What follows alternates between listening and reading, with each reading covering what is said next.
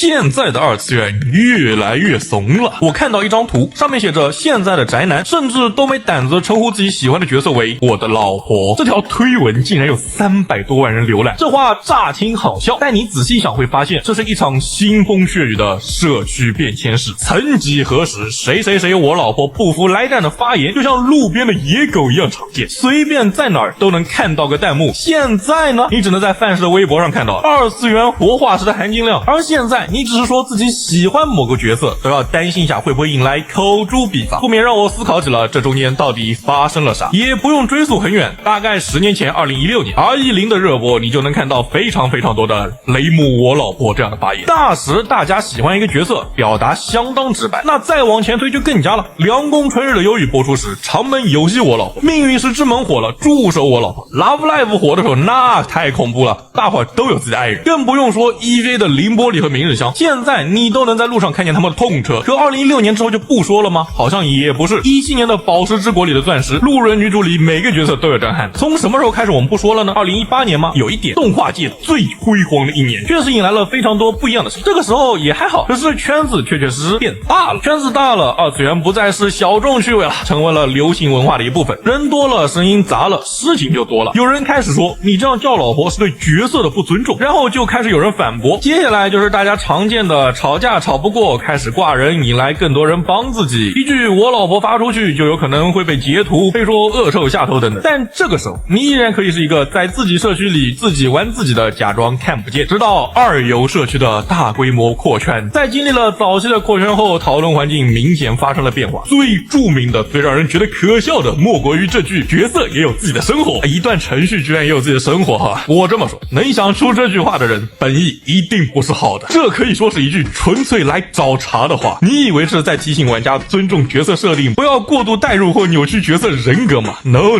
这单纯是想获得在讨论圈子里的话语权。看着你们这些原生讨论圈子其乐融融，我挤不进去呀，那只能先搞破坏分化一下了。这句话没有错误，但被使用的场合和使用的方式充满了攻击性。也正是因为没有错误，导致很多人无法分别其中的攻击性，觉得这说的有道理啊。于是原本其乐融融的原生讨论圈子就爆炸了，开始吵架了。而提出这种论调的人就可以开始扩大自己原本圈的地了。你开玩笑说我下班回家老婆在等我，可能有人就回复角色不属于你，他有自己的生活和故事。二游战场好歹有自己的方式能化解。一段时间后就有人提出了，那我的钱包也有自己的生活，成功拉了厂家下场战队。可动画圈子呢，这份遗毒一直留到了现在，依然在不断发酵。大家说话越来越小心，表达喜欢的话也越来越无力。从谁谁谁我老婆变成了这个角色我是真心喜欢。伴随着 VTuber 的诞生，推文化也逐渐步入了二次元圈子，大家开始说我推谁谁谁，以至于现在你只能在一块二次元活化石的微博上看到如此大胆的发言。说实话还挺唏嘘的。那么各位观众里有老二次元吗？你当时见到的场面又是什么样的呢？在评论区给大伙科普一下吧。又或者说在评论区说说你的二次元老婆是谁。我是凯基，我想和你聊聊动画。